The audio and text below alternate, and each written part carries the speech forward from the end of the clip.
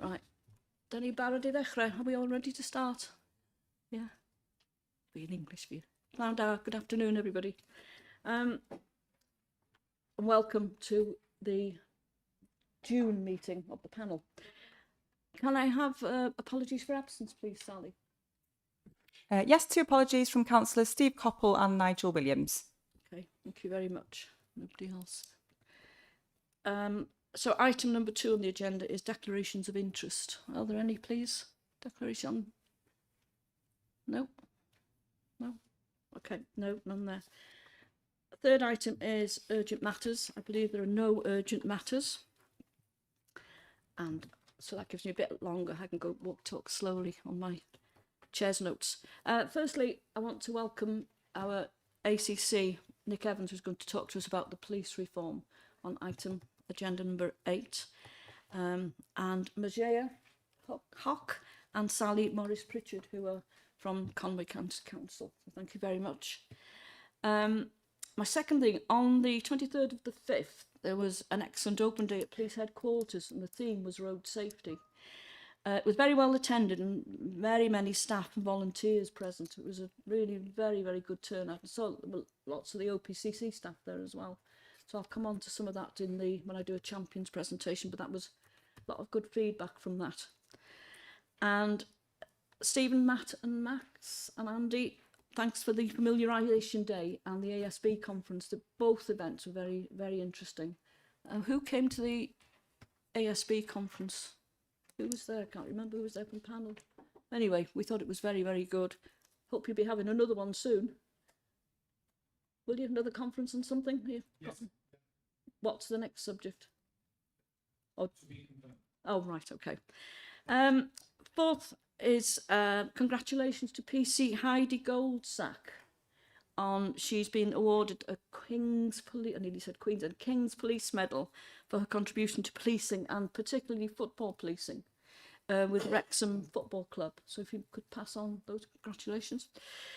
Something slightly different, Rupert's Rainbow. I don't know if any of you have heard of this. This is Police Sergeant David Smith. Yes, he and his family, they have a child who's got an extremely rare condition, 1 in a million children, and they've got a target. It's a non-treatable condition. It's called alternating hemiplegia of childhood, which is extremely dead. Anyway, they want to target 1.5 million for research into this awful disease, and it's caught the hearts and minds of people across the world. And I've even seen some buildings being lit up in different colours of the rainbow. Well, it's for little Rupert. So if you see that, any fundraising for that, the background is here, so it's well worth it. I know a lot of buildings in Ruthin recently were lit up. Whilst I'm on policing, congratulations to Staff Officer Mark Jones on being given his temporary Chief Inspector's PIP. He's got 3 PIPs now. So well done, young Mark. And also Carrie Harper, she's now a member of the Senedd. So on that issue, we'll have a vacancy for the champion roles for violence against women. So I might be asking you to have a think about whether anybody wants to look at that. So those are my announcements. I haven't got anything else. Right, so on that, go to the minutes, pages 3 to 8 in your papers, please. Let's see. Bear with me. Oh, here it is. Can I have that for the minutes are there to approve and sign as a correct record of the previous minutes. So have you all had a chance to read them? Yep. Okay, thank you. Yeah, okay. Is there a proposer and a seconder? So we've got Alan as a proposer and Chris as a seconder? Could I just, yes. Sorry, microphone please, Chris. Yeah, Nigel brought up the issues regarding the protests in Wrexham. Yeah. And I also mentioned in that discussion the problems we've had in Mull as well, with the demonstrations there and the counter demonstrations and, you know, the police involvement in that. So could that be added really, because it Yep. did feature in the discussions on that issue. Yes, okay. And he's nodding his head. So we got, nobody else got anything about the protests or anything like that? No? On page 6 it is, top of page 6. Page 6. Second paragraph, yeah. Okay, thank you. Trevor? Particularly in Wrexham and Mould, yeah. Wrexham and Mould? Yeah. Trevor?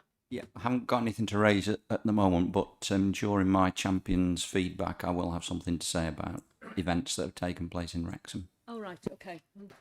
Thank you very much. So, could we have a show of hands, please, if you agree with the minutes? Yes, okay, thank you. So, standing agenda items. Questions to the Police and Crime Commissioner, page 9.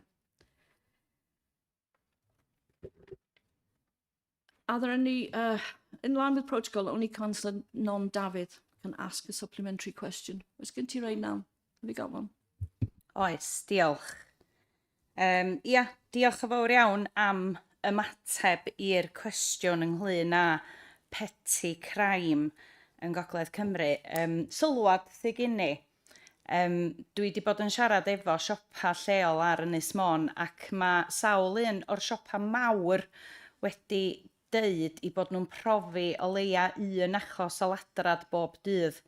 Mae hynny, os yn gywir, yn lefel uchel iawn o ladrad dim ond ar Ynys Môn. Eto i gyd, mae stadega yn awgrymu bod petty crime yn gymharol isal yn Gogledd Cymru. Felly, ia, diolch am yr ymateb, ond swn i'n licio dwy'n sylw mod i'n ymwybodol fod na rei busnesa'n honni hyn a bod nhw ddim yn reportio'r digwyddiadau yma gan i bod nhw o'r farn bod na dim pwynt a achos dydy'r arestiadau am ladrad fel arfer ddim yn arwain at gama pellach. Felly mae o'n cwestiwn am gywirdeb y data ac croeso chi ymateb, ond eisiau gwneud y sylwad ydw i. Diolch. Okay, is that noted? Yes, diolch fawr, non. Ac i'r Sgin ti un ail arall? hefyd? Wel, oes, sa'n cael heg yn agos. Felly, ia, cwestiwn am y CCTVs, mae Andy Dynbobyn yn cael llon bolan a fi'n gofyn o hyd, dwi'n siŵr, amdanyn nhw, ond diolch. Ond jyst eisiau dwy'n sylw ar y 19 o Chwefror gafodd 7 dafad a'i hwyn i dwy'n o gau Marian Glas yn Ynys Môn, ac da ni'n gwybod am gŵn bach cael ei dwy'n yn lleol, ac wrth gwrs, da ni gyd yn ymwybodol o'r achos lle cafodd y gwarthag i dwy'n o allan y chymedd. Dwi isio cymryd y cyfle i ganmol y gwaith arbennig Heddlu Gogledd Cymru wrth fynd i'r afal efo'r achos hwnnw, ac mi fyswn ni yn annog unrhyw un i fod yn gwylio y llinell las yn dilyn yr achos hwnnw, a mae rai fi ddeud mod i'n hynod o siomedig efo'r dedfryd a roddwyd oedd hynny'n bechod ar ddiwedd y cymaint o waith gwirioneddol dda. Felly, jyst eisiau deud bod fi yn pryderu bod achosion o ddwy'n da byw yn cefn gwlad ni'n cynyddu, ac felly dwi eisiau gofyn i'r comisiynydd ydy o'n rhannu'r pryder yma, ac os felly, pa gama fedrith perchnogion anifeiliaid cymunedau lleol a'r heddlu gymryd ar y cyd mwyn lleihau ac atal y math yma o drosedd. Diolch.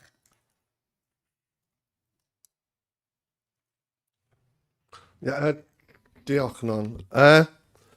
Yeah, some really good points there, especially around the sentencing. It'll be much of a disappointment to the officers in North Wales Police with what's been done there. So I really do understand your view on that. What can we do more to try and prevent that type of crime from happening? I think members will be aware of the event we had at Ruthin with the cybercrime team, the rural crime team. We had Tia Dewi there as well about that welfare support, because our rural communities can feel particularly isolated on occasions. Nevertheless, there is plenty of support around there, and that was really well attended. I just thought there was about 40 or 50 people attended that, and some really good, challenging, constructive questions put to myself, representatives of the rural crowd team, as well as Dewi from the cyber team. But I think the thing is that we were the first rural crime team established in the whole of England and Wales. we've got a lot of influence at a national level, not only just in Wales, but with England and Wales, with former officer Rob Taylor, who works for Welsh Government, and I know he's also doing a lot of work within the National Rural Crime Network as well. You know, we've got the Deputy Chief Constable is also the MPCC lead on rural crime, and fairly recently as well, I made a decision for North Wales Police to join the National Rural Crime Team as well, just to get a bit more shared learning, although I think we'll probably be giving the lessons to other force areas.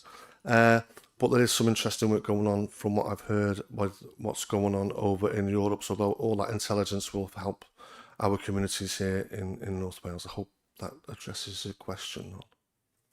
Yeah? Diolch. I have to say that event in Ruthin was very well attended. And if anybody, I don't know whether I'm speaking out of turn, but if anybody wants to have something similar, well worth asking whether it can be done. It was a joint effort, which I'm going to refer to in my champions about the cybercrime. So it was a good venue, wasn't it?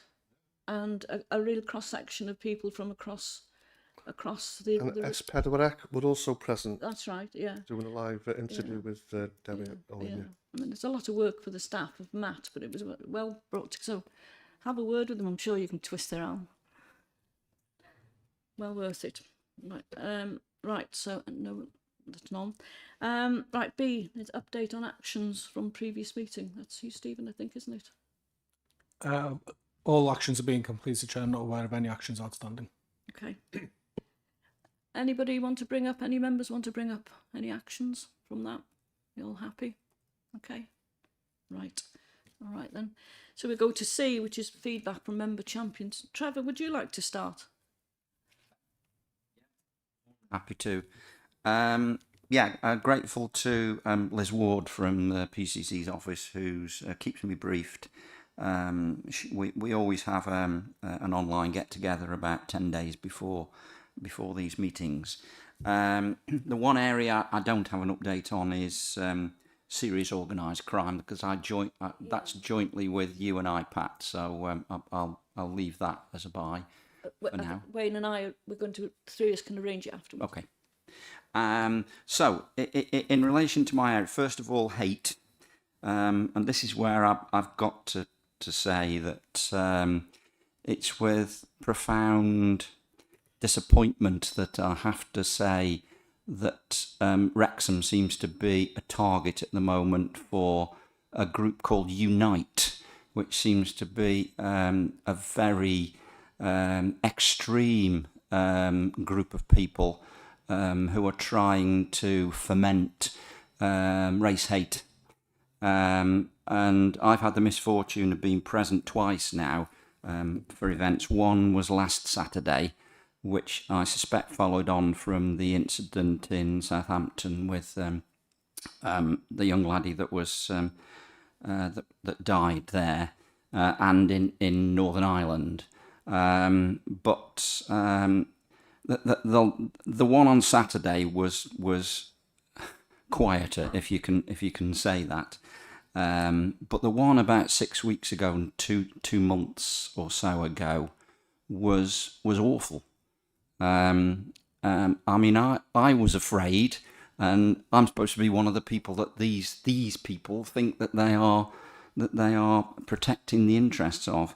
And what I wanted to say was I had great admiration and respect for the police that were there. There was a very senior police officer.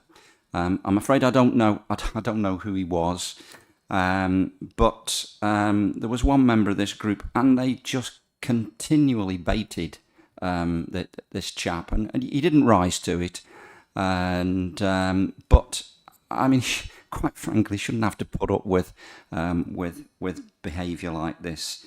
Now, in terms of the feedback I've had in my champions role, figures up until the end of April show a 5% increase in reported hate crime, and the immediate reaction may be, it's bad. But as Liz said to me, sometimes it can be the reverse, because the fact that people feel comfortable about making about reporting these incidents is good. So it's not necessarily bad news that there has been that increase. In terms of investigation timelines for hate crime, it had reduced earlier in the year, but now remains at a sort of steady level. In terms of actions taken, the use of checkpoint, the out of court resolution, is continuing to be used, and there is now a national scheme of which North Wales Police are part, which is piloting the use of what's called a conditional caution. There haven't been any, as I understand it, any such actions taken in North Wales at the moment. We still tend to use checkpoint, which seems to be a more successful way of proceeding. The next area of mine is modern slavery, and I'm advised that the big issue there is ensuring that partner organisations understand how modern slavery is being exploited, quite honestly. And in particular, there's some work going on with Bernardo's, but I understand the PCC wants to engage more with social workers, those involved in housing and planning, and licensing of premises, and HMOs and this sort of thing, to understand what organised crime can use these powers for. So more power to their elbow in doing that. And then my final area is equalities and diversity. And I believe that there was recently an event that took place in Cardiff, and North Wales Police and RPCC were represented there and came out very well. So that's some good news in terms of what they've been doing here. In terms of ensuring diversity in the force, I'm led to believe that progress is still being made, although there's still a way to go. In North Wales, the representation of black and ethnic minorities is about 3.5%, and within the police, it's about 2%. But of course, it's a long process, but it seems to be moving in the right direction. So that's it from my champions updates, unless anybody's got any particular questions. I'm just wondering, what's recruitment like for ethnic minorities of the police? Is it improving? Are you getting many requests to join? Thank you, Chair. So we've got an ongoing recruitment process, fairly extensive in terms of application, assessment centre. We offer, sort of that positive environment for anybody from any part of our society to look at policing and join, particularly interested in Welsh language recruitment, as well as a full and diverse workforce. So, we continue with that, offering lots of recruitment events and lots of recruitment support. So, if anybody is listening and is interested, I would always say contact us. Please do. But we offer lots of opportunities. Thank you. I know your recruitment people were at an event in Bryn Hyfryd, and it was very, very well attended. If Yes. Yeah. So our recruitment teams do a huge amount in terms of events. The many shows that we have, the Eisteddfod just recently, and also we've just done quite a significant piece at Bangor University, where we showcase all of the different departments and teams that can be part of a successful policing career. Obviously, from this, we're looking at officers, but I'm also interested in police staff. And obviously we've got the apprenticeship scheme that we're just starting up. So again, I'm hopeful that we will see that broad range that represent our community, so we can represent them better. The mini police is also a good idea for primary schools. Is that capturing their imagination at an even younger age, isn't it? Yes, so a scheme that we're supported with, and we're really keen to ensure that we roll out to as many schools with our schools officers. That positive, I suppose, interaction at a very early age, and that sort of design around your social responsibility really does, I think, spark that imagination and get people interested at a really early age. Yet we won't see the benefit of that for some years to come. No. It's interesting. Thanks very much, and thank you, Trevor. Gareth, sgyn ti rhywbeth? Have you got any? Now, professional standards on Yes. I don't know if you want to explain about that, Stephen. Yeah, just an unfortunate timing issue this time round, Chair. So the PSD Scrutiny Board is actually meeting tomorrow afternoon. So I will arrange for myself to brief Councillor Biffle and Gareth within the next week or so, hopefully, diaries permitting. Okay, thank you very much. No, ASB.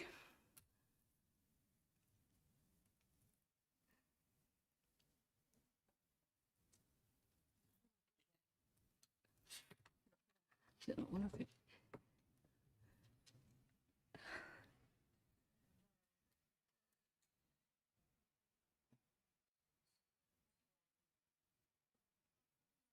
To get this off.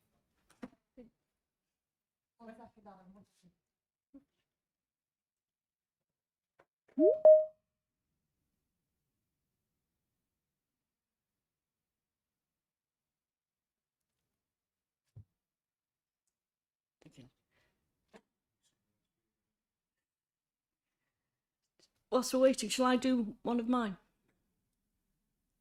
All right, I'll do the road to crime unit then, whilst we're waiting. Oh, we're in. Oh, you're in. Right, go ahead.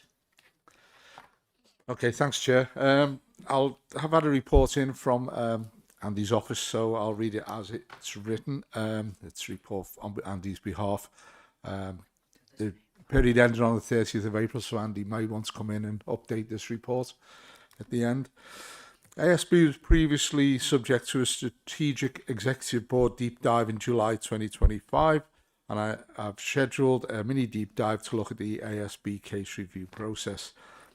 Following upon the previously successful Home Office Safer Streets summer campaign, a winter of action was launched from the beginning of December until the end of January, where we worked alongside partners focusing on the retail environments and the late night economy to deliver coordinated interventions and offer support to residents and visitors in respect of antisocial behaviour across our major towns and cities.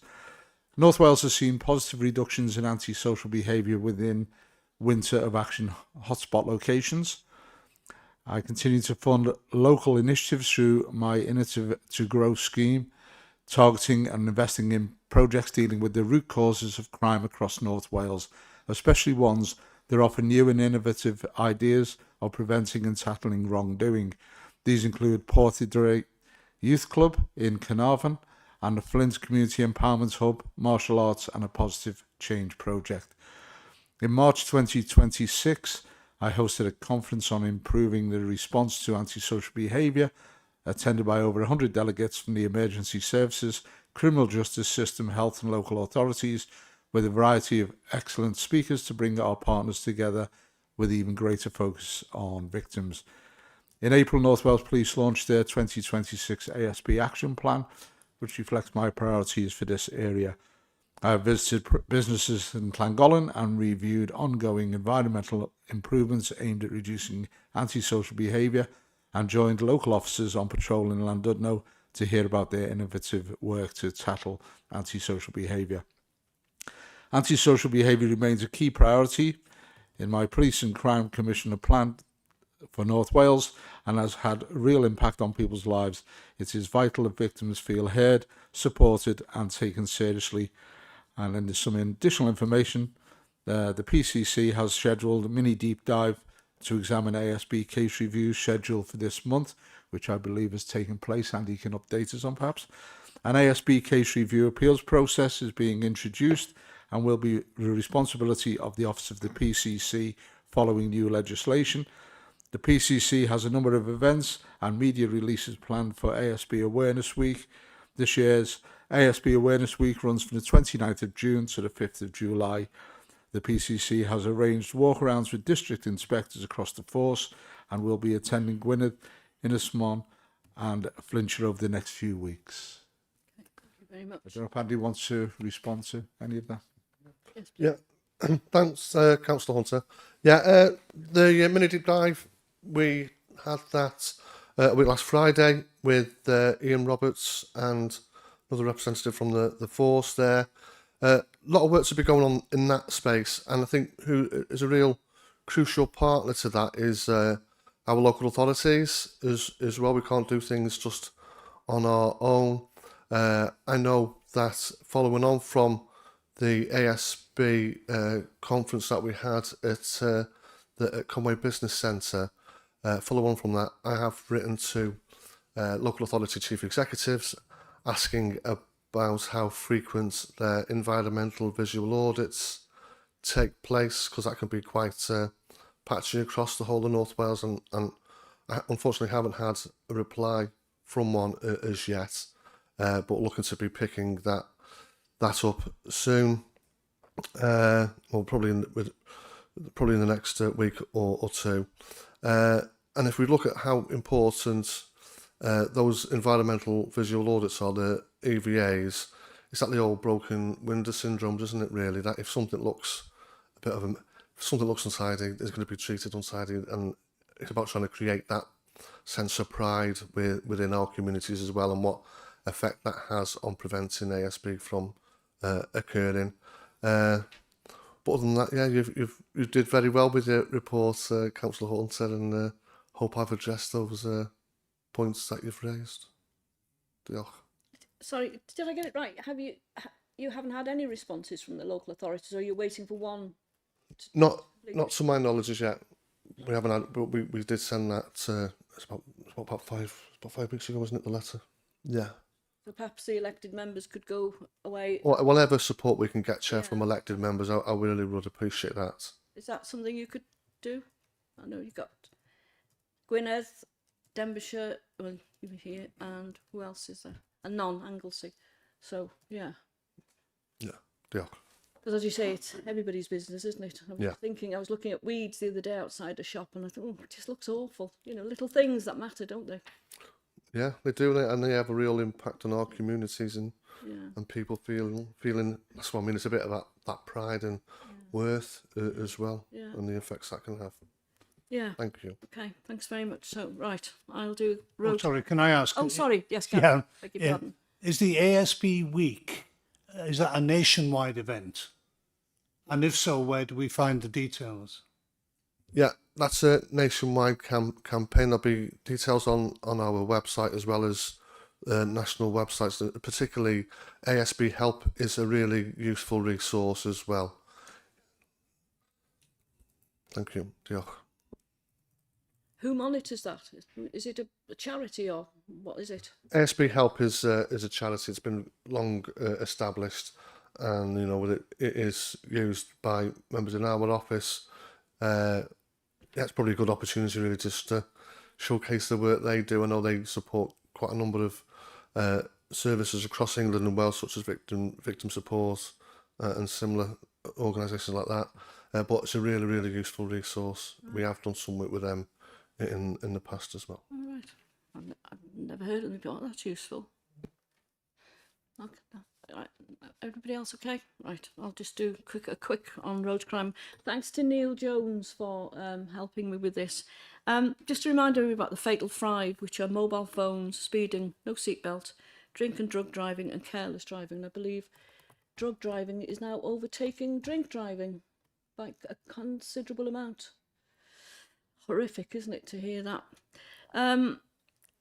RCU, Road Crime Unit, have got a number of road safety operations, Operation Limit, ATAL, Operation Eyes, along with their everyday challenges that face them.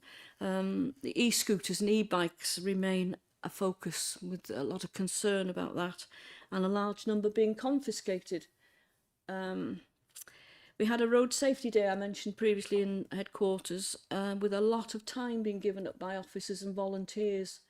And I don't know how many people you had attend. Did you rough figure, do you think, throughout the day?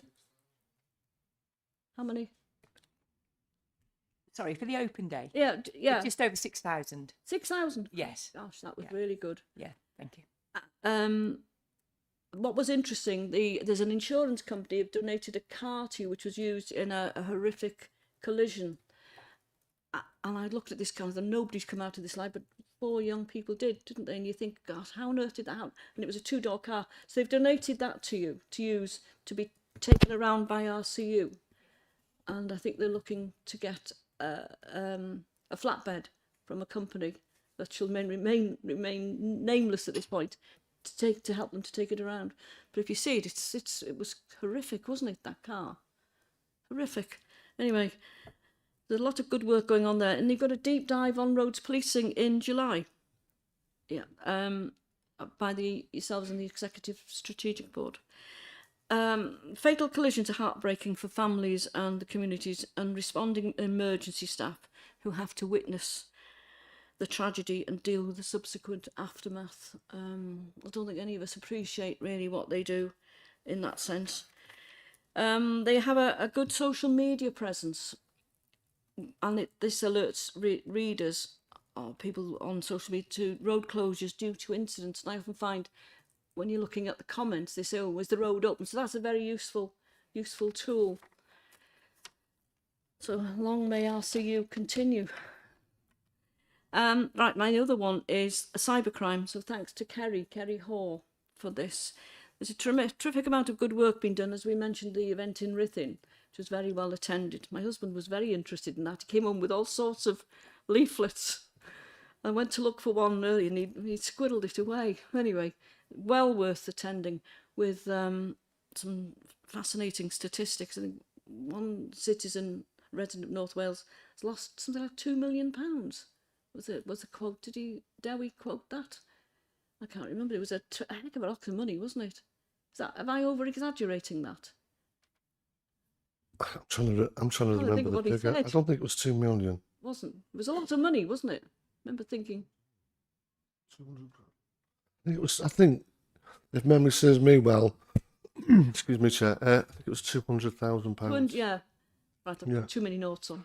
That might have been, was that the, yeah, there was a, yeah, it was a while ago, that, wasn't it? Yeah, but it's a lot of money. Yeah. And then they have a lot of events. They take place in schools and colleges in collaboration with businesses and councils, banks, community groups, charities such as the Parkinson's Support Group, which is good. There was a deep dive on cybercrime at your February Executive Board, and this type of crime is ever increasing. You've got AI and romance scams. And wherever there's an opportunity for criminals to make money, they will make it, won't they? The North Wales Cybercrime team have a very effective social media presence, which gives valuable information and statistics. And today I was reading, there's a report on the Argus account, a 323% increase in reports, i.e. 652 reports in May compared to 154 in April. So you can see those figures. It's frightening. And if any of us think we're not vulnerable, we are, because they're becoming ever more sophisticated, aren't they? Yes. Just to come in on that, Chair, as well as those sort of online scams, the reality of the type of criminality we're having to deal with now in the world is it's about 70 to 80% of all crime has some cyber element to that as well. So very, really difficult picture to police. It's an ever-changing world, isn't it? Perhaps we could. Have we had anything from the cybercrime? Have they ever done? Can anybody remember? I don't remember. Stephen. We had economic crime, didn't we? That was on Deadlib some time ago, wasn't it? Yeah, you have, but it's going back quite a while. So maybe we need to think about having it again. Do you think maybe? Well, when it comes to the forward work programme, we can probably schedule it onto there. Yeah. Right. All right. Thank you. Right. I think that's it for feedback from member champions. Trevor. And Gareth, did you have your hand? Gelwyn. Oh. Did you have your hand up then, Trevor? Gareth. Right. It'll be Trevor first, and then Elwyn. Yeah. Thank you, Chair. I just wondered when you were giving your champions report on road safety, I just wondered whether or not there was still anything that the force did in relation specifically to motorcyclists, because at the weekends, obviously, North Wales is a very attractive place for many motorcyclists to come, and I know I know in days gone by, well, there used to be a cafe just outside Llangollen called the Ponderosa where a lot of motorcyclists gathered, and it's closed now. And I just wondered, and the police used to turn up there and give sort of advice, and there were courses that were offered as well, because I did one myself many years ago, and I just wondered if there was still any focus on motorcyclists. Yes, there is. Chief, yes, there is, certainly, most certainly. Yes. Yeah, so we do a huge amount around this, and obviously one of the challenges we have is the reach across the country, because a lot of our motorcyclists are visitors to here for the day. So being able to make sure that we've got that extensive messaging going out before people get their bikes out of the garage to come here is a really important part of what we do. But we also run the Bike Safe scheme, which is the one that you're talking about, which is championed by our citizens and policing because it's a voluntary sort of aspect of what we do. And that's we have a huge take up on it. The staff are really dedicated, and we find that, that sort of biker to biker conversation about how to approach, the roads, the bends, etc., has been really impactful in terms of reducing casualties and getting people to think differently about their journey. We also do the events at Betws where, we get the whole of the roads policing team out, because we know that's a sort of a bit of a central point that people who are visiting go to. So we've done a number of events there, which again have been hugely successful. And from there, we promote the Bike Safe scheme. Throughout North Wales, as you're driving along, you'll see the Get Home Alive signs, which is, part of us encouraging a biker to think about their positioning on the roads, as well as the work with motorists to think about the safety of bikers on the road, which is the other aspect to it. So, a huge amount ongoing, particularly supported by Llynotlas locally in terms of Welsh television, S4C, because we do quite a lot with them in relation to the roads policing team and, the types of incidents. In fact, the one that was on only last week was about a motorcyclist who tragically died, whose sister from Derbyshire was very keen to get that message out to partners. And we've also been successful working with Welsh Government in terms of being able to put those markings on the road that you see, the chevron markings that actually guide a biker around the correct line on a bend, which is something that they've been doing in Scotland for a little while. It's had very positive results. So we continue to work really hard to reduce the amount of casualties that we have on our roads, and definitely is something that we see the speed enforcement as part of as well. Although that's not the most popular thing with our visitors, it definitely is something that reduces the amount of casualties and makes sure that people get home safe. I'd rather somebody go home with no ticket, but if the choice is between that and a serious injury, then I know which one I'd rather choose. Yeah, thank you. Thank you for that, Chief Constable.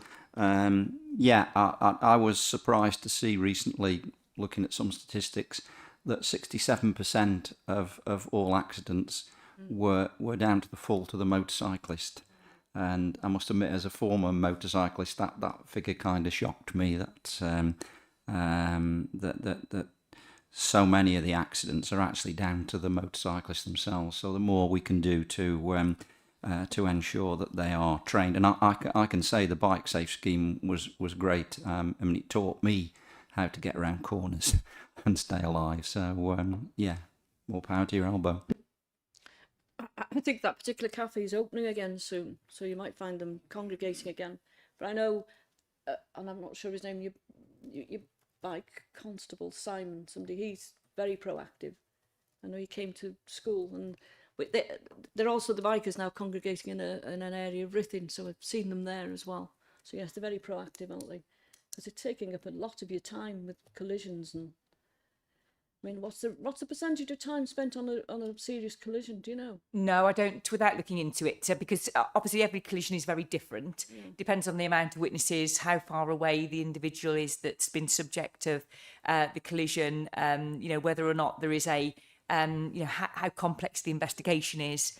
There's a huge amount that we do around the forensic side of collisions as well. That's all very tightly governed, by accreditation schemes. So, 1992 when I joined, investigating a road traffic collision is completely different to nowadays in terms of the complexity, and quite rightly so, because, those loved ones left behind deserve to be able to have the answers to their questions. And we also need the opportunity to learn, if there's any engineering issues with roads, etc., if there's anything that we can do in terms of campaigning. Each one of those investigations is hugely important to us, not only for bringing some sense of closure to a family, but also for making sure that we take any opportunity to prevent any of these happening again. Without looking at what the average is for a collision, which I don't know off the top of my head, Chair, but we can certainly find out for you. I can say we put a huge amount of time and effort into our forensic collision investigation, our serious collision investigation unit, and our roads policing unit. So, we've a significant amount of resource into that area. Okay, thank you very much. Anybody else want anything on road safety? No? Okay, go to the next. Item number 7 then, please, to consider report by North Wales Police Crime Commissioner. Andy, I think this is yours. Yeah, please. thanks, Chair. Yeah, take the report as read. Happy to take any questions, Chair. Okay. Any members got any questions? Chris? Yes, thank you. Anon. Yes, thank you, Chair. I've got a few actually, if you'll bear with me. On page 12, references made to retail crime. I'm not sure whether you would include within that, the sale of illegal vapes and illicit tobacco, and according to many, drugs as well, by vape shops in the high streets of both of our towns in North Wales and across the country, very often operated by asylum seekers who shouldn't be working at all anyway. I know there's been coordinated raids on some of these proper shops.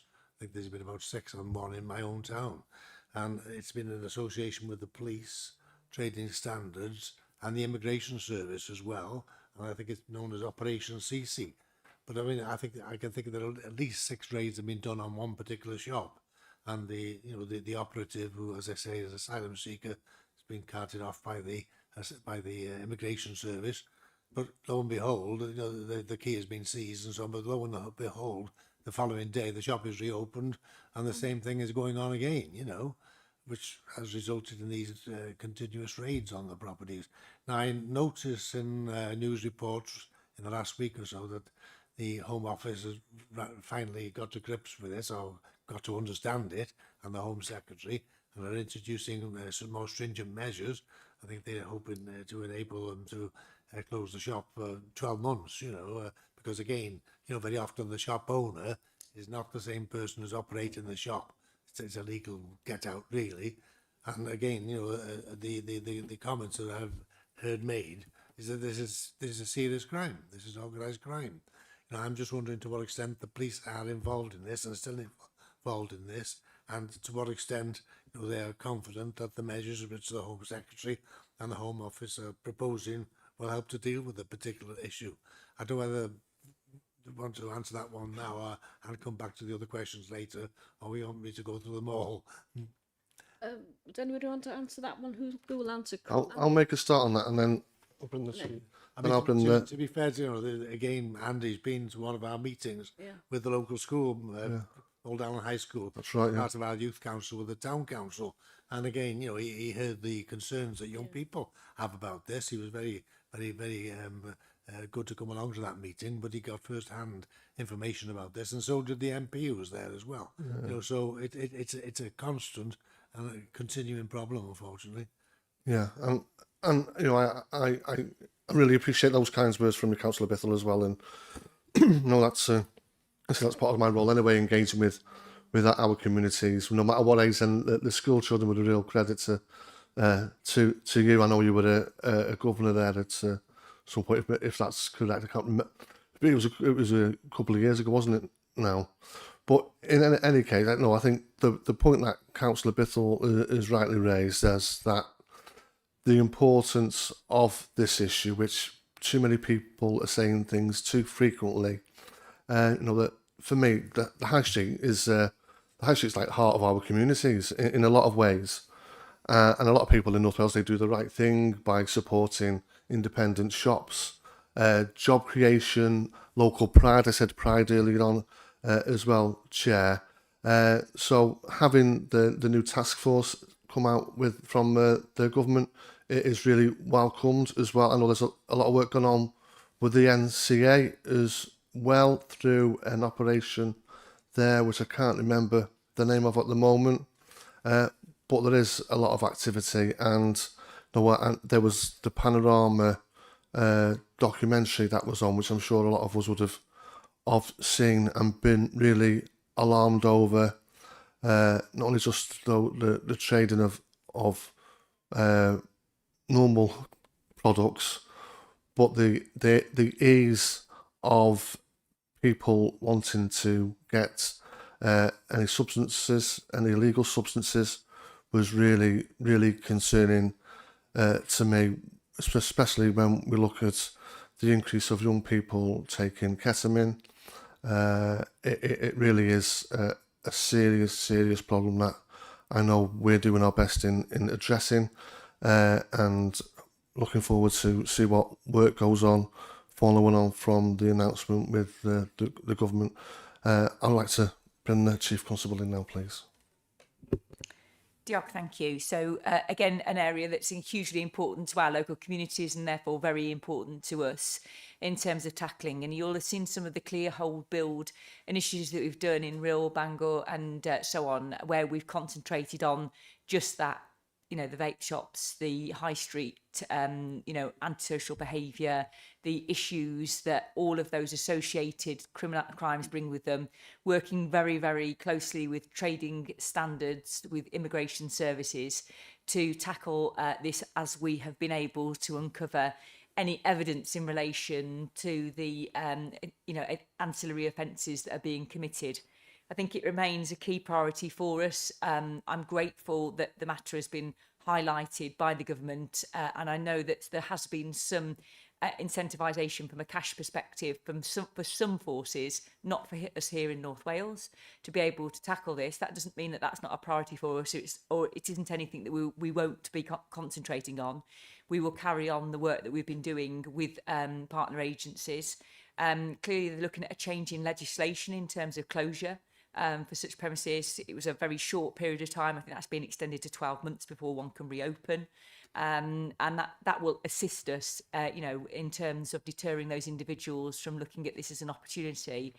But something that we will continue to work on, and I would encourage any member of our community that has any concern about any residency premises in their local community and feels that it's involved in anything, to please get in touch with us, let us know about it. It's really important, helps us build an evidence case in relation to it, helps us with the intelligence in relation to warrants, etc., and helps us to be able to work actively with trading standards and immigration services so we can tackle these types of premises and the blight they bring into our communities.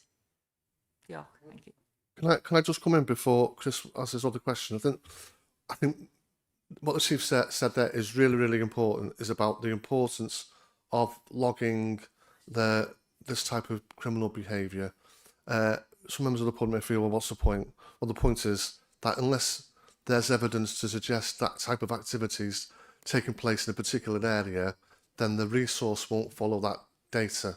And I know it sounds very dry and very parochial, but the reality is that we want the public working with us, so we can be working with you in making our communities as safe as it can be. Diolch. Yeah. It's not sufficient to think that because you put it on Facebook or whatever, that's been reported. Yeah. It needs phoning in. Yeah. You know.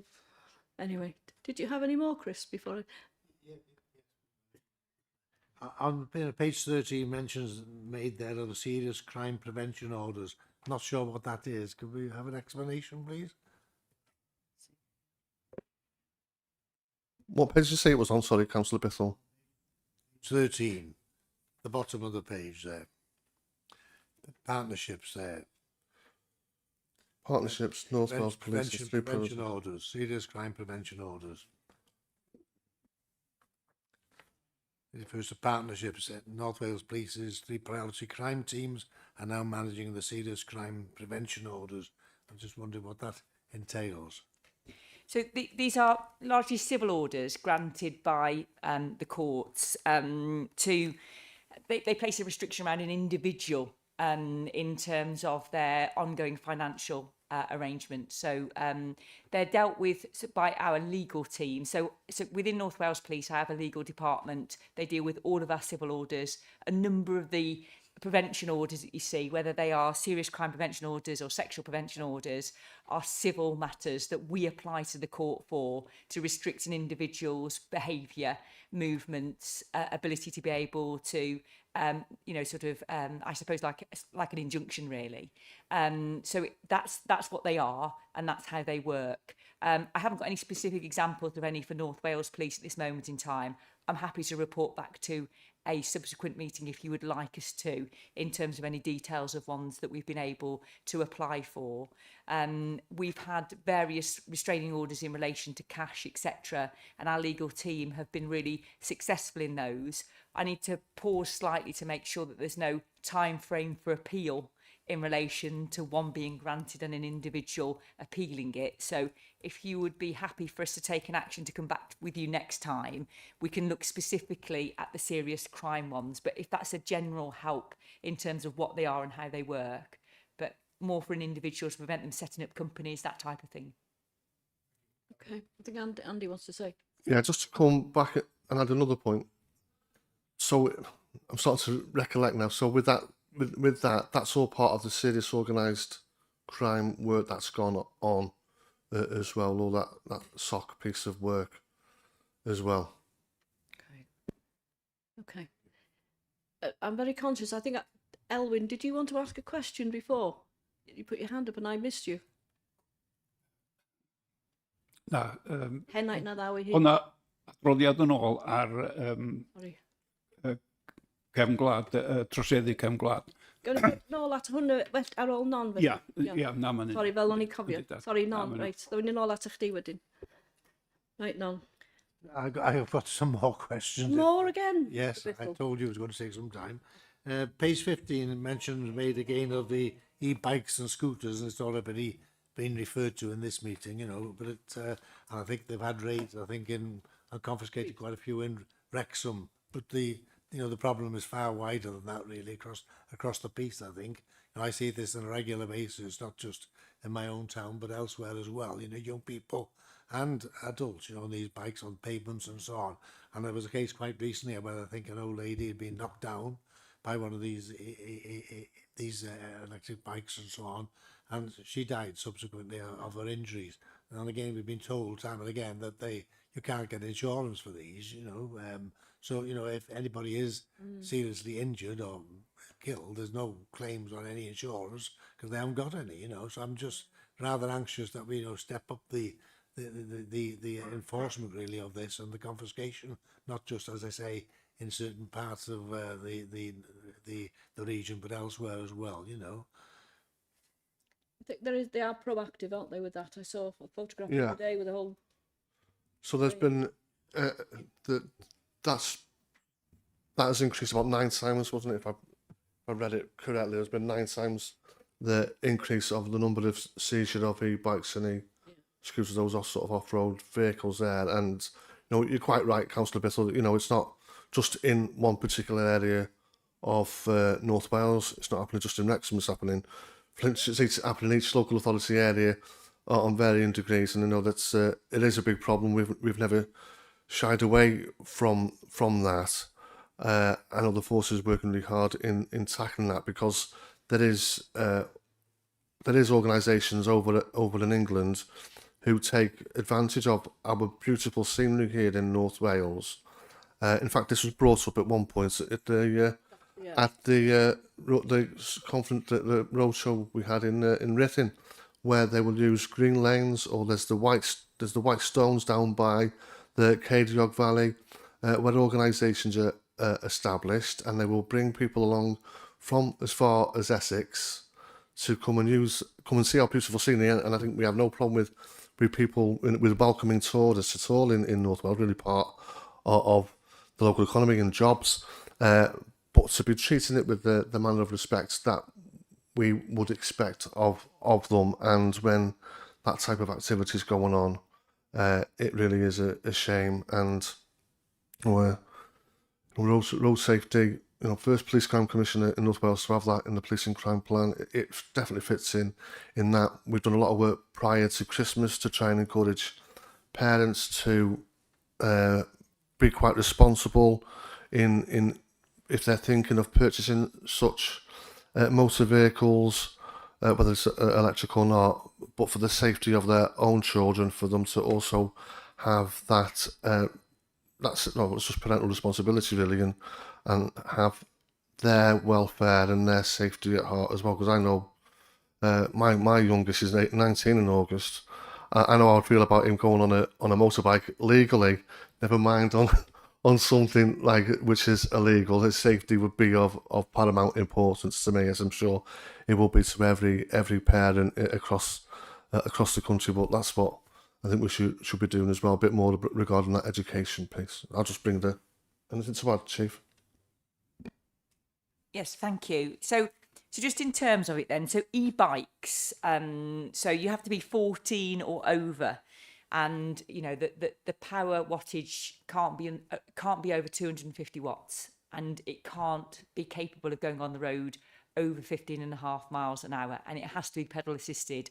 That's an e-bike, and you don't need insurance for that. If it's any of those things over that, it is a motor vehicle and you need insurance for it. So that's one of the things that we see where people are adapting these bikes in order for them to go faster or have a higher wattage, and we work incredibly hard to deal with those in terms of the fact that those are driving a vehicle otherwise in accordance, no insurance, etc., no valid driving license.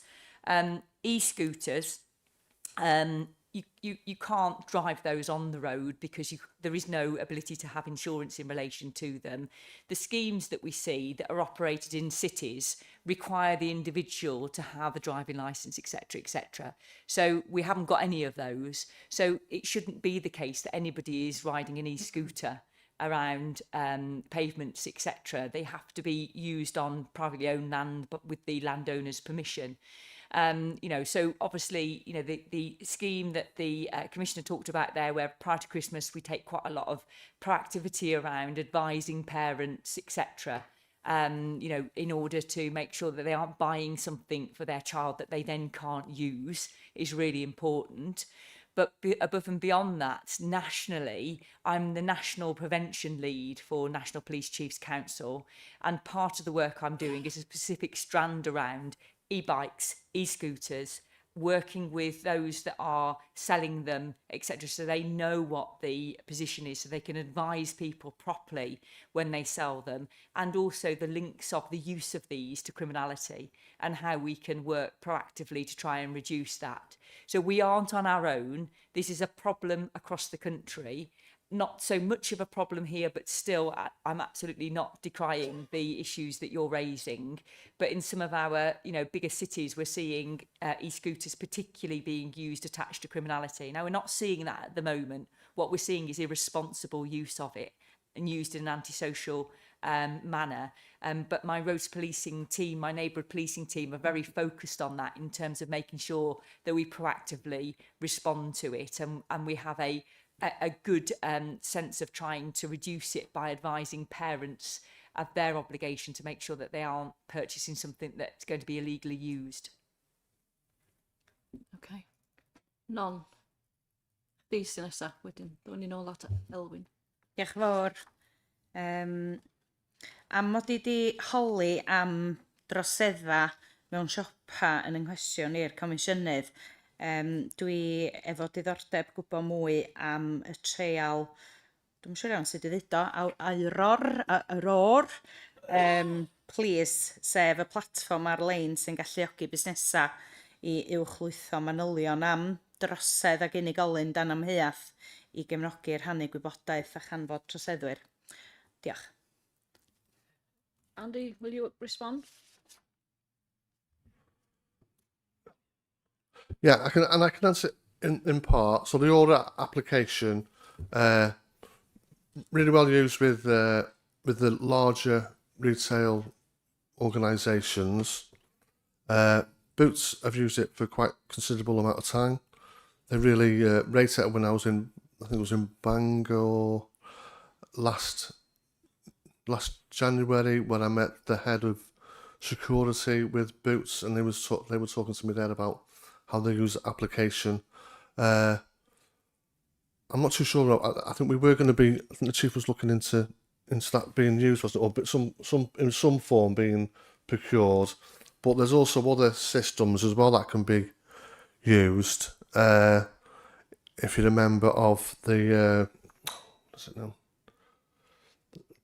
Okay, it'll come to me later. There's another system as well called DISC, which is free of charge to other organisations as well. But there is a big piece of work regarding how local independent shops can access things like that, which will assist them in trying to prevent crime and reporting crime as well. That's all part of the bigger piece of work that is being taken place across the country. When I went to the Shard a couple of months ago with representatives there from the industry, members of the Chief's team as well, with the national responsibilities through Opal, and it is, that we don't want the local independent retailer being disadvantaged at all, and there's a piece of work going on regarding that. I'll just bring the chief in there if that's okay. No problems. Diolch. Thank you, Non. So, Aura and any platform like it is really useful from the consumer's point of view for being able to directly report to policing. So when you were giving your update, you spoke, didn't you, about retailers feeling it wasn't worth ringing in a single incident, nothing happened to the individual.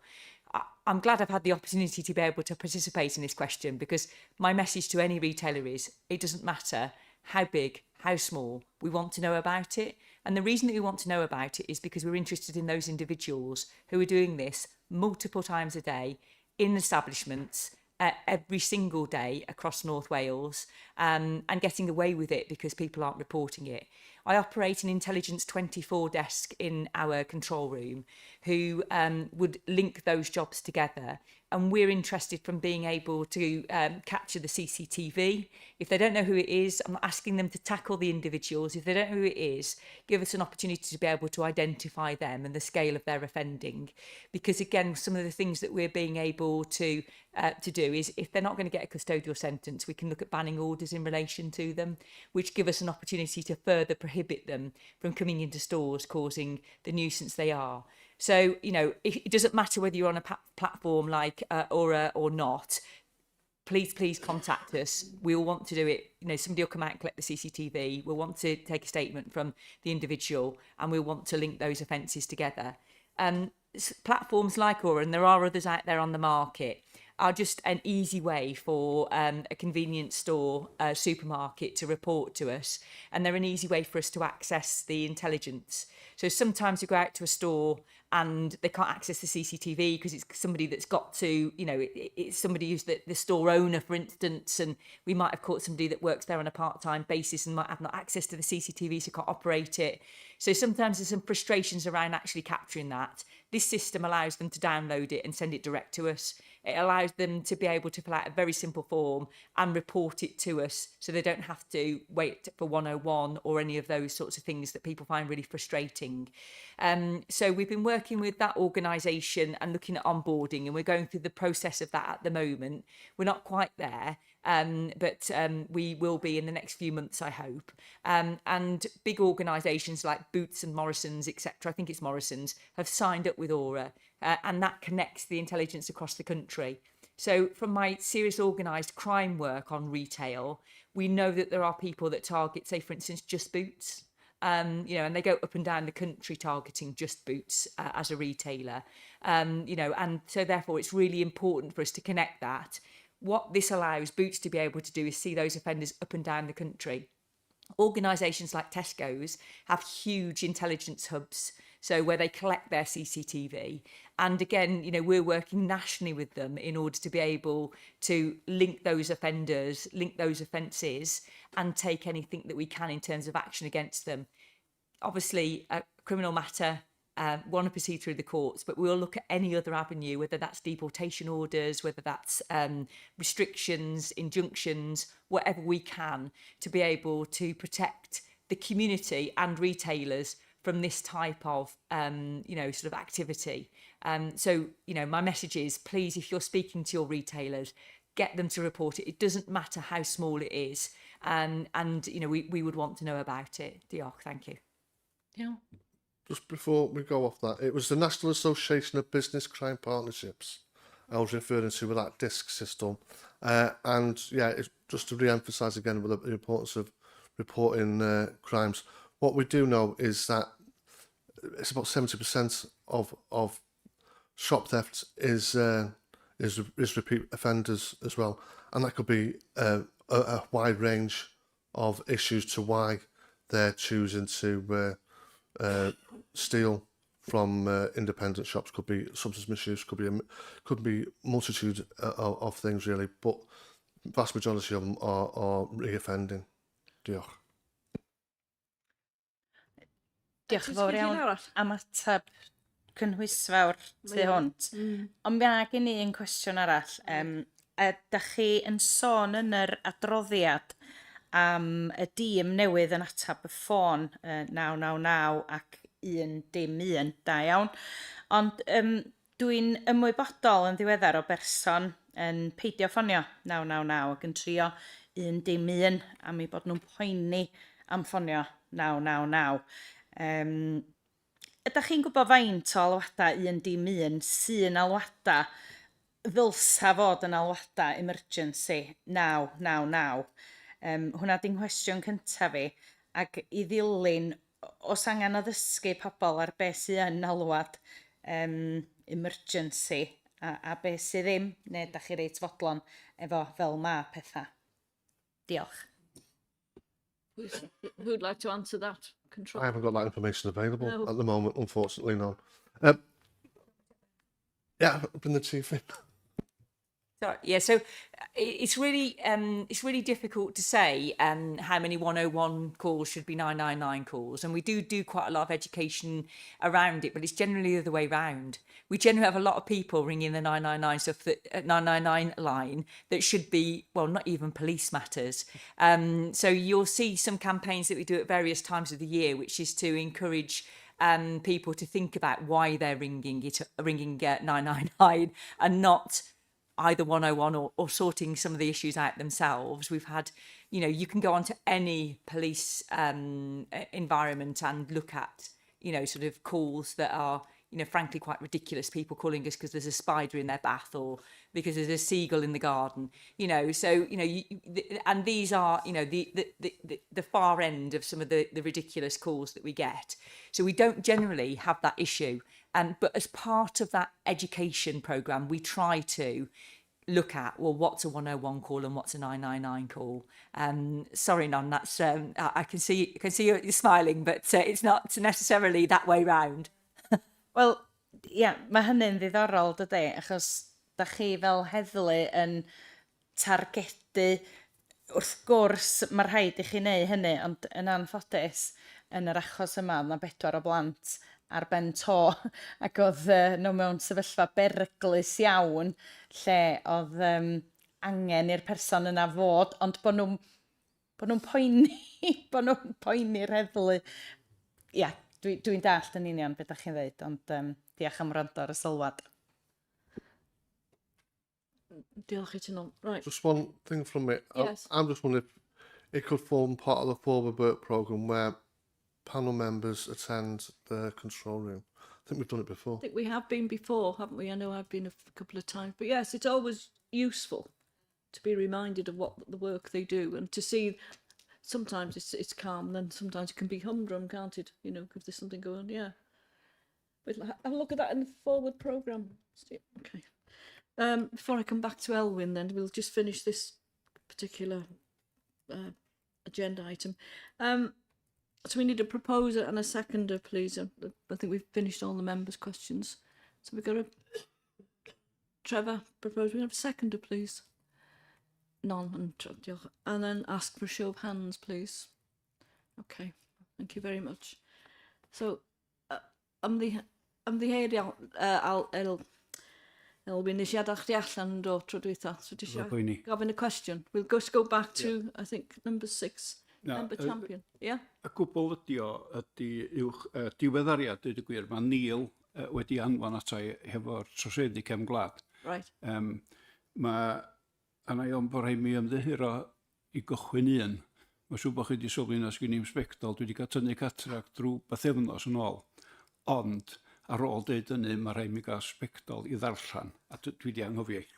So, diweddariad ydy o, dwi wedi darllen drwy be mae Neil di yrru, lle mae y Comisiynydd wedi ymweld wedi bod yn ymweld â'r cynhadledd yn Rhythun, wrth gwrs, wedi bod hefyd yn gledda hefo yr NFU yn cael brecwast yn rhywle.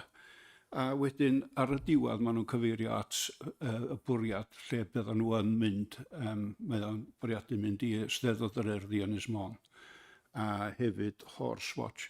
Ond dwi'n siŵr bod na 2 neu 3 o'r bethau eraill a fydra i ddim gweithio nhw allan beth o. Tys af ar y sgrin y fyncws yn ymryd allan o, ond wrth bod o reit yn ymwneud. Dyna'r diweddariad. Dim byd syrdanol, dweud y gwir. Mae o wedi bod hefyd yn ymweld â garddio yn Tregarth, lle mae rhandiroedd yn tyfu llysiau ac yn tyfu yn lle yna. Mae o wedi bod yn gledda dipyn dros y 4-6 mis dwytha. Just un pwynt, dwi'n gobeithio ti'n di gyrru'r car efo heb spectols. Dwi'n medru gyrru heb spectols. Mae'n ngolwg i'n wellt ar ôl cael tynnu'r catrac. To'n i'n wedi sylweddoli pa mor ddrwg oedd yn llygad i ddweud y gwir. Ond, wel, chi heb bod y dar yn ôl i lawr 55 fyddai. Ti wedi dod ar y tren yn dod. Gada fi'n iawn i ddreifio, ond ddim i ddarllen. You've come on the train, haven't you, Alwyn? Just very quickly on the member feedback. Because Carrie Harper has left, we've now got a vacancy for somebody to take over violence against women. One of the things I was thinking after speaking to Wayne, I might be able to take it on just in the interim till we get Carrie's replacement, unless somebody else would like to do it. Violence against women. No. Or if somebody wants to help out, more than happy. No, okay. Well, I'll do it in the interim then, Wayne. We'll tie it up with the organised crime date that we do. If that's convenient with you? Okay. All right. So, right, Nick, you wasted. Pat. Yes, sorry. If it sort of latches onto that, I don't mind sharing it with you if you want. If you all right. want. So we'll have a conversation afterwards then.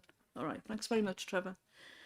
Right. So we're on item number 8, Nick. It's over to you now. Fwynhad pawb, and thank you for the invitation this afternoon. Welcome. So I think the agenda item talks about specifically 4 structures, doesn't it, give an update around the future of 4 structures. Obviously 4 structures sits as a part of general police reform. So if I may, I'll give you a bit of a summary overall around the police reform agenda, and of course cover the 4 structures for you within that, if that's okay. I think there's a presentation that will hopefully be shared. Yeah. There you go. Can you all see that? Yes, there we are. Great. So a bit of background around police reforms, to start off with a bit of a timeline around it. So it was back in November 24 that major announcements were made around the police reform agenda, and that led to a joint police reform team being formed to work alongside the Home Office, and that included members of the National Police Chiefs Council, Association of Police and Crime Commissioners, and wider sort of policing experts coming together to look at general police reforms.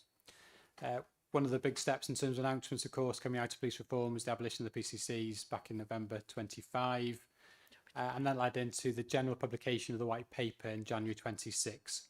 And most of what I'll talk about this afternoon comes from the white paper that was published. And most recently was the publication of the terms of reference to an independent review of 4 structures across England and Wales, which was announced back in the 17th of March 26. So a little more about the white paper that was produced.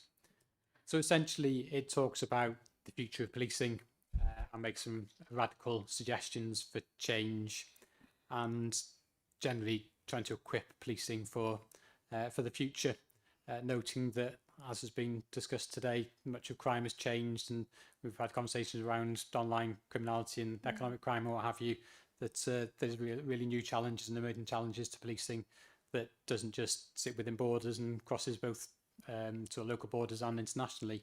So it seeks to modernise the police service, and it suggests there's some inefficiencies in 43 forces and 43 different ways of doing things. We've got to remember actually some of this is set against a backdrop that some of our police forces in England particularly are in sort of experiencing challenges financially, so that does push some of that agenda around a need to change that maybe we don't feel quite so much, luckily here in North Wales.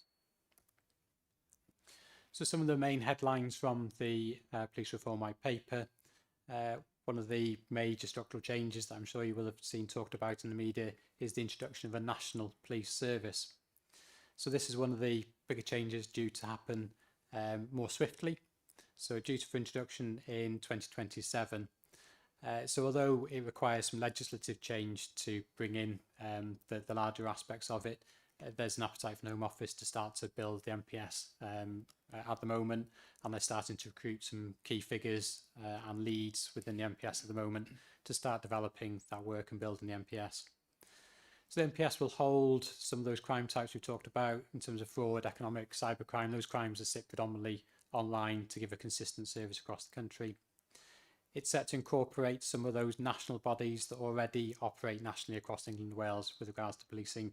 So the National Crime Agency, Counter-Terrorism Policing, the College of Policing, our regional organised crime units potentially all come together under that one national heading. It also seeks, and this is one of the bigger areas of work it looks to take on, is individual police forces at the moment hold responsibility for things that get delivered nationally. So you think about our National Police Air Service, for example, national function that sits with an individual force under an individual chief constable to deliver that service. And for example, the Police National Database sits with our chief. So those functions will all come under the National Police Service, a huge undertaking, and that sort of tells you how big the National Police Service is set to be. So arguably sort of a £1 billion organisation with a senior chief constable at the top of it. It looks to centralise some of our national forensic service, so a single forensic service for the whole of England and Wales, and bring together some of the delivery of IT provision and commercial services. So lots of emphasis on procurement as an England and Wales single entity rather than individually in forces. It's probably important to say that we already do an awful lot of that. We don't sit and procure individually as forces at the moment. We procure off a blue light framework that already does much of that. So bringing this together and having a single might to our purchasing power. And then finally, it'll become the national system lead on the relationship between policing and the criminal justice service. So again, provides a single voice on behalf of policing into the criminal justice system to have a bit more power to our elbow. There's a section there on national standards and oversight. So it's an area of work that's already started to be progressed in terms of a single national police performance framework across England and Wales that looks to make a consistent performance monitoring system across all forces that allows the Home Office and others to be able to scrutinise force performance across all the forces in the country and compare them to one another. So again, we do an awful lot of this already, but actually there's some discrepancies in areas where we'll measure things slightly differently as forces. This will aim to bring them all together. We'll measure things in the same way so that they can be compared. And a lot of that is about ensuring we identify those forces that are performing really well versus those forces that maybe need some support to bring them up to standard. And in that aim, the Home Office is looking to place all the forces across England and Wales into a tiered system. So they'll be put into one of 4 categories, with those in the lower categories of performance attracting some areas for support. So the Home Office have developed a police performance improvement unit, which will direct support into those forces that need a lift. So that may be in terms of support from the College of Policing, or it may be the introduction of a turnaround team, for example, into that force to bring some expertise. It may be in a certain area of their performance to look to make improvements. Then in terms of workforce reform and standards, so the National Police Service, part of their role will be to deliver a national workforce strategy. So that will look at things like the workforce mix within forces, so the number of officers versus number of staff. I think particularly around recognising there's more and more specialty required within police forces because of the specialist nature of some of our crimes. Absolutely. Potentially we need more specialist staff to deal with that, and that maybe affects our workforce mix of police staff versus police officers, but also opportunities around direct entry routes, potentially for police officers to bring specialist individuals in or bring them in at a more senior rank. A lot of those recommendations we believe will come out of the Police Leadership Commission that's currently underway, being led by Lord Blunkett, which is due to report next month in July. And we'll make a number of recommendations around that workforce strategy, we believe. We also see the Home Office getting more prescriptive with the training that our staff require. An example being the neighbourhood policing training programme that has become mandatory, whereas maybe some of these things would have been at the discretion of chief constables. They seem to be getting more prescriptive around what training is required. Particularly around the neighbourhood policing programme, obviously North Wales Police were a pilot force in that regard, so ahead of the curve and very much already on that journey. And then finally, you will have probably seen in the media when the white paper was launched, lots of discussion around the licence to practice for police officers. So all police officers require this licence to practice, akin to that in the medical profession, I think it's been referred to. We don't have a great deal of detail around that as to what will be incorporated within the licence at the minute. It's a piece of work the College of Policing are doing more work on, and we wait to see what that will involve. Then I've talked really about the emphasis of the white paper is about future, equipping ourselves for future policing. So there's a great deal in there around modernisation and technology. So £115 million investment over 3 years to support the testing and rollout of artificial intelligence. You can see clearly affecting all our lives and in no lesser extent that of criminality. So keeping us on the front foot around artificial intelligence. And that's being led by a specific unit called police.ai, which has been built and actually gone live now to direct the response of policing with regards to artificial intelligence. And that will develop a bespoke legal framework to support forces and how we work with AI, use its best effect, but that we continue to be sort of ethical and within the law in terms of how we operate what is new and innovative technology. And there's also funding there for 40 new live facial recognition vans, which will be accessible to forces nationally. So I come on to the future for structures. So as I referred to, there's an independent review being established to look at this very specific subject. It's led by Lord Bernard Hogan-Howe, ex-Commissioner of the Met, ex-Chief of Merseyside, and he was given 20 weeks to conduct this review, which is due to report back to the Home Secretary in August. So really quite a quick piece of work. They're due to submit a midpoint submission sort of any day now to the Home Secretary, and then they've got sort of another 8-9 weeks to finalise. They've got very specific terms of reference. And probably those that are the most interesting is the fact that they will recommend the number and the configuration of what is described as significantly fewer forces across England and Wales in the future. So they will make a recommendation how many forces that should be and what the structure of those forces should be, i.e. what forces will make up those larger regional forces in the future. It will also determine what sits under those larger regional forces in terms of structure, which are made up of a unit called a local policing area, an LPA. So it will not just describe how big these forces should be, how they're made up in terms of existing forces, but also what the structure looks like underneath in terms of local policing areas. They're also due to design an implementation plan, so how this will come about, how you transition from a large number to a smaller number of forces, and how you pay for it, and the timescale, etc., is all due to be delivered within the recommendations. So as you can see, a huge amount of work to be done in quite a small time. And then finally, they will make recommendations around some forces being a pilot area for the changes. So pathfinders. So at least one area we anticipate to be selected to make these changes within this Parliament, whereas all the other changes in terms of structures, if it goes ahead, would be in the following Parliament over probably an 8 to 10 year period. So no recommendations have been made yet. Clearly they'd all be reviewed by the Home Secretary when they're made by the independent review, and on behalf of policing we wait to see what comes out from the Home Secretary. We are just going to touch a little more detail on the local policing areas because they will become really important to what these forces look like if indeed they come about. The local policing areas in the white paper talked about the function of delivering local policing. So it would be that unit that looks after essentially the emergency response that comes out to the jobs that you'd call the control room for in the main. Our neighbourhood policing functions, so your local policing officers, your PCSOs and your local CIDs would all sit within these local policing areas, whereas the more specialist functions like potentially firearms or road policing may sit at a larger level. So you've still got the local policing areas are designed to try and keep that link in with the local area and you don't lose that localism. That's the idea of the local policing areas. Huge national discussion at the minute and obviously consideration by the independent review in terms of the size and scale of those. We're not clear quite where they'll end up in terms of the recommendation from the independent review.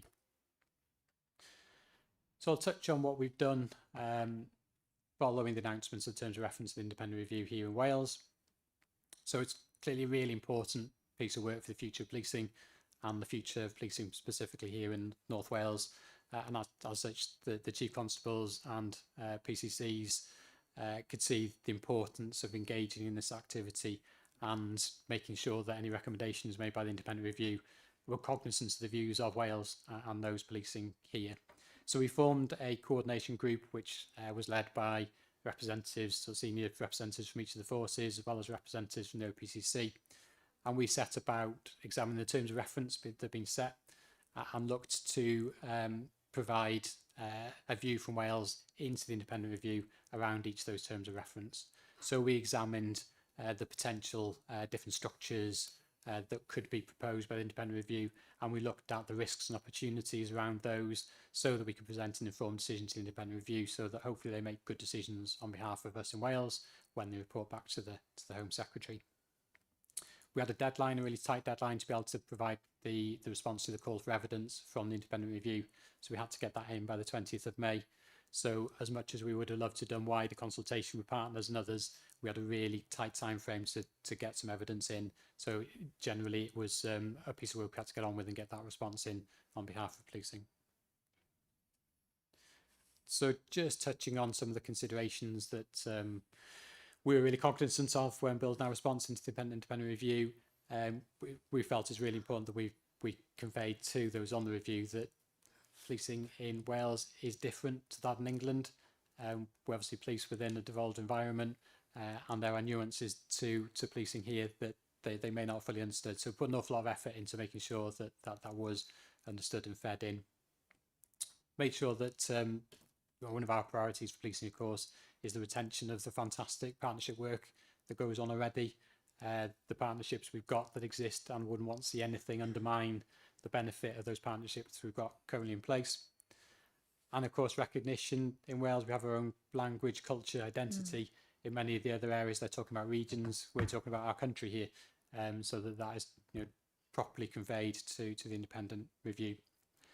And we did our homework in the evidence that's gone before us. We made some really good links with those in Scotland who've had a similar experience to learn both the opportunities that Scotland grabbed hold of, but also some of the risks that played out with the change made there.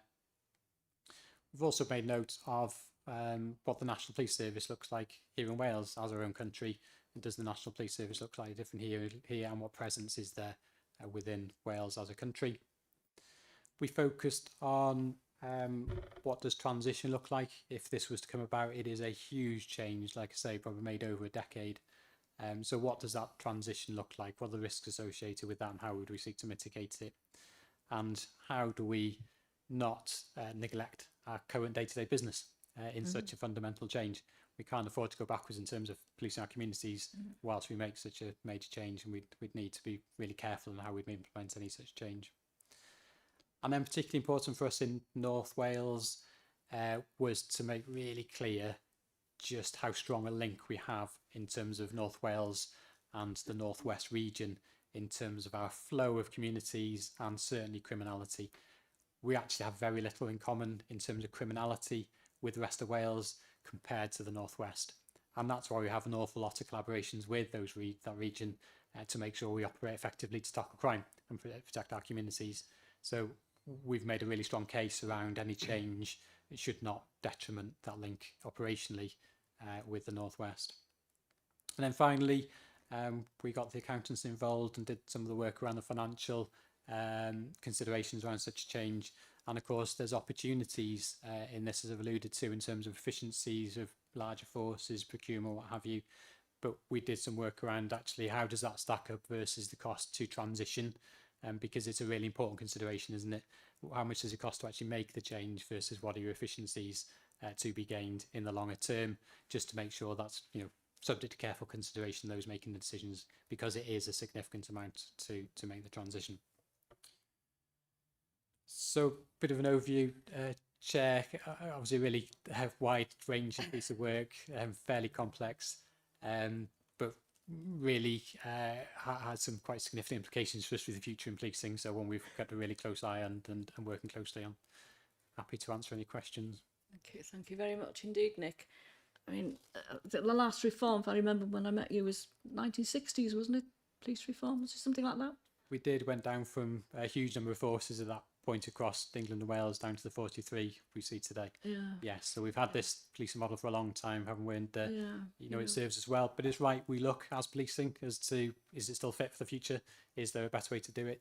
So it's an appropriate thing to do, isn't it? But likewise, we don't want to lose some of the real benefits we've got from how we do things today. Absolutely. It's, can I just ask before we throw it up, the National Police Service, they're talking about 2027, roughly when in 2027? Any idea? So I think the reality is they're starting to do the work now. So some of the work around forensics, for example, was actually existing work. We've been trying to do some of that across England and Wales for some time, and that's starting to be built into the National Police Service. So arguably it's starting to be built now, but it will continue to build over the next few years as it takes more and more of those functions on. So I think it will start small and get bigger over the coming years. So where's this £1 billion coming from? If it's £1 billion, you said £1 billion service, didn't you? Essentially a £1 billion organisation. So where's that coming from? They're going to be top slicing different forces. So the financial picture around what this looks like in terms of where the funding comes from the MPS, and the funding around what it costs to transition the large number of forces to a small number of forces isn't clear at the moment. It's one of the main areas of feedback I would suggest from forces across England and Wales, that there's a big question mark over that. It just needs to be answered, doesn't it? Because there is a significant financial requirement. Yeah. So, yeah. You know, we're 6 months into 2026. Right. Question. Harry. Harry. Yeah. Oh, Sorry.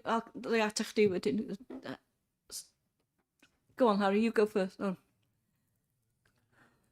Fight amongst yourselves. right, Nick. Gareth. Two points. Where are we in the legislative process? When do you anticipate this bill becoming law?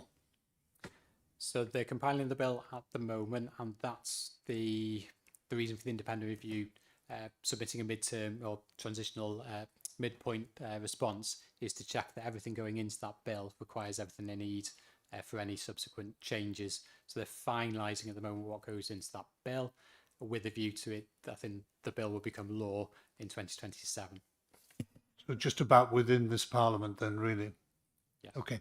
Second point, I know there's been a lot of unease from friends and what I've read in the media about North Wales losing its independence. I know we work in great cooperation with the northwest of England, obviously because of the criminal associations.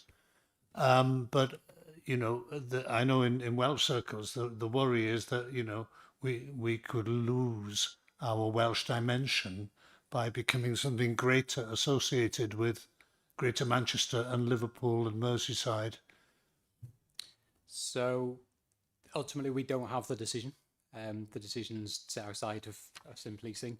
But all I'd say is that we've obviously put really strong evidence into that independent review, and a lot of it relates to the fact that any desire to take any part of Wales outside of Wales to become a wider police service has really fundamental problems, doesn't it, in terms of how policing is governed within Wales, the partnership arrangements within Wales. So there would be huge hurdles to overcome if there was any recommendation to take the policing out to form a large force outside of Wales. So we've put some really strong evidence in that regard.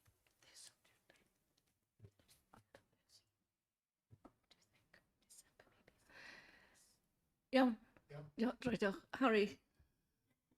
Yeah, thanks, Chair. And I think probably what I'm going to ask follows on from the points that were just made. So forgive me if I'm wrong, but my understanding from what you've explained, we'll have these local policing areas. They effectively will form building blocks for a larger force. Then obviously you have your National Police Service that'll sit separately at a higher level. So my understanding as well from your presentation, you've been through a consultation process. I appreciate that final decision is out of your hands, but valuable opportunity to provide evidence. Now, you talked about the importance of policing in a Welsh context and also some of the really important cultural nuances we have here around demographics, language, etc.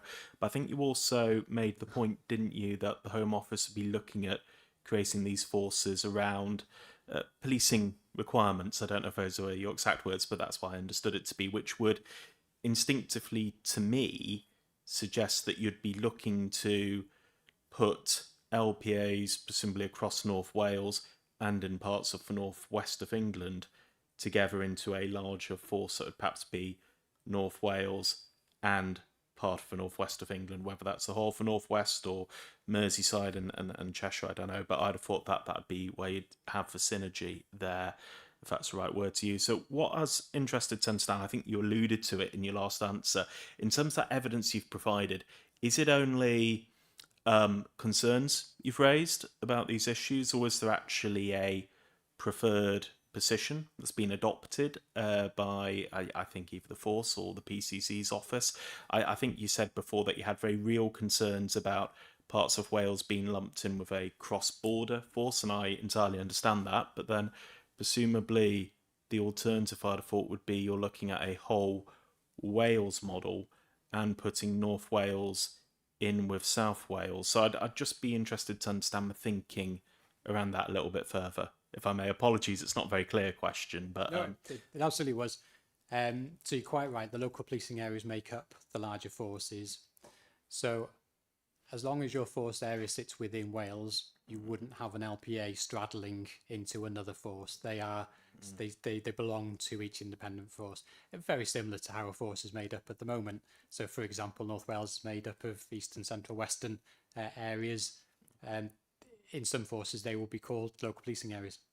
So it would absolutely sit within that larger force. There would be no straddling between forces of LPAs.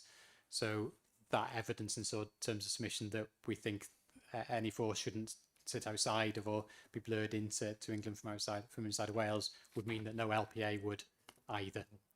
And in terms of your question, in terms of the recommendations, what we've put forward is we've assessed a number of these potential structures, and we've put together risks and opportunities for each, because they all have risks and opportunities. Yeah. So, like I say, it isn't for us to make the decision, but we've hopefully given the evidence to make to allow the independent review to make an informed decision with regards to their recommendations.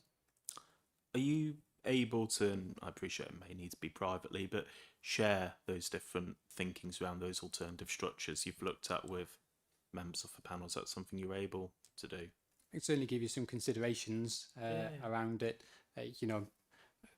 To articulate some of those now, we're talking about where sits in terms of your operational ability to do the role well, size versus localism, all those sorts of things we've considered and given the risks and opportunities around it. So I could give you a summary in terms of considerations if that would be helpful.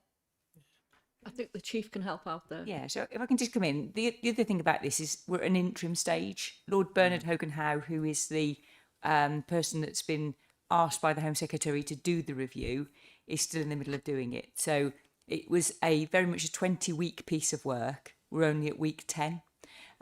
So he's asked for an interim update in relation to evidence because I think of the legislation question that has earlier been posed. We're still in the process of feeding in evidence, concerns, opportunities, all of those really. So I think we would be happier to do that at a point in the future, but I wouldn't be happy to do it at the moment because of the fact that we're still undertaking that evidence gathering in relation to it. And also, it's not mine or anybody else's decision in the room. It's the Home Secretary's, based upon what Lord Bernard Hogan-Howe advises are in relation to. So that's also the other difficulty. You know, we might have a completely contrary view to the Home Secretary, mightn't we? But you know, obviously our job is to operationally get this to work. Okay. It's such a lot to think about, isn't it? Trevor, you wanted to ask a question. Yeah, I was just wondering in relation to this National Police Service. Assume for now that is to be based in somewhere near the capital of Britain, London. How will there be local accountability for somewhere like North Wales? I think you mentioned that you'd raised the point of what will be the National Police Service representation in Wales, for example. Is some thought being given to there being some division of the National Police Service? Because to a simple mind like me, it seems to be a bit like an FBI model in America. You know, you've got this big brother that does the big stuff, and everybody else does the local stuff, with little or no accountability, therefore, to the local communities. So obviously, the National Police Service looked after those national issues with, and what they talk about is national, regional, local, underneath. In terms of the question you've asked, well, we've asked very similar questions for exactly the same reason you're asking them. So the design is still being built with regards to the National Police Service. So, like I say, hopefully some of the evidence and questions we've been asking will feature within the design. But ultimately, it isn't concluded yet. So we don't know the answer to all those questions at the moment, I'm afraid. It has implications for staffing too, doesn't it? You know, would there be would you second staff, or how would it? I don't know. How will it work? At the moment, that's still very much a work in progress. So I'm not sure how it'd work, or indeed what is contained within the National Police Service. I see it very much as being an incremental thing rather than a big bang sort of position. Stages. Yeah, so you can sort of see that the National Police Service, in terms of forensic capability, in terms of procurement, is going to be a much easier concept to get off the ground than, for instance, investigations.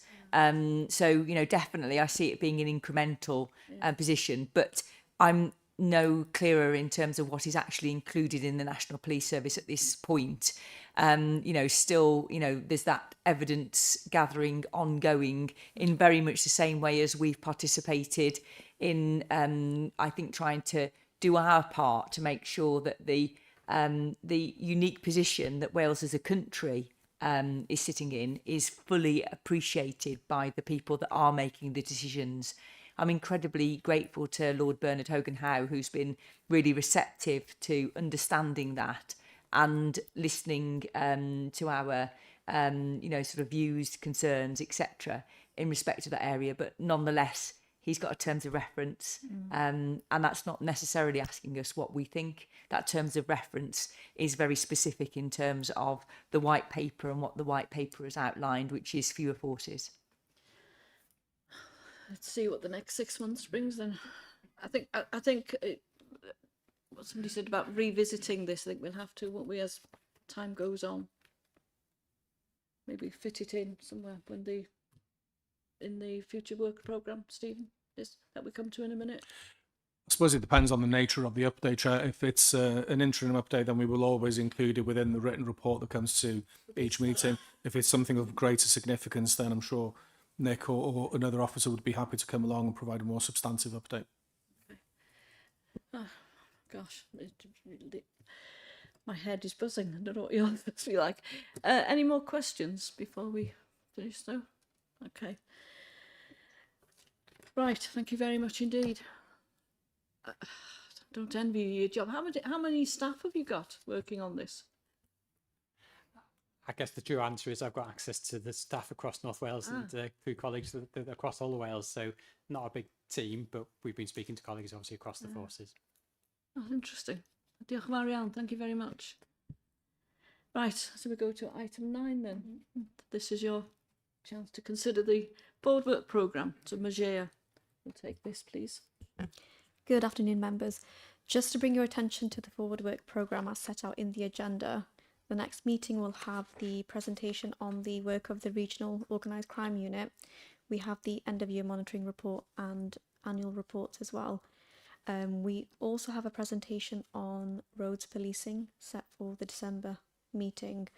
There has been mention of a presentation on cybercrime and an opportunity for panel members to attend control rooms, and that can be discussed following this meeting. Just ask members to note the forward work programme, please. Okay. Anybody got any questions? No? Okay. Stephen, thank you. I think if we start turning our attention to meetings in 2027, if there are any particular topics the panel members would wish to see covered, then perhaps if we can meet outside of this meeting to discuss that further, I think that would be helpful. Yeah. Okay. Okay, so can we have a proposer, please? And then a seconder. Harry, thank you. And Alan, thank you very much. And a show of hands. Lovely, diolch yn fawr iawn, thank you. So the date of our next meeting is the 14th of September. Did you want to say something, Stephen? Just a query, Chair. Yes, it is the 14th of September, but the start time is 2 o'clock in our diaries at least, so it's just a query, maybe for when Sean's back in the office, maybe, but yeah, whether it's 10 or 2. I did quite wonder that. Oh, there we are. That's it. It's ordinarily a 2, isn't it? So I'm not sure. Can you confirm it at some point with Stephen? What have you got, Sally? 2 o'clock. 2. 2 o'clock, okay. Thank you. So it's 1400 hours then. There we are. Easier for those who live a bit further away from us. Thank you very much indeed. It was, what time is it now? Oh, we've done well after the 2 hours. All right, have a safe journey home. Don't want to hear that Road Crime Unit have picked any of you up. Thank you.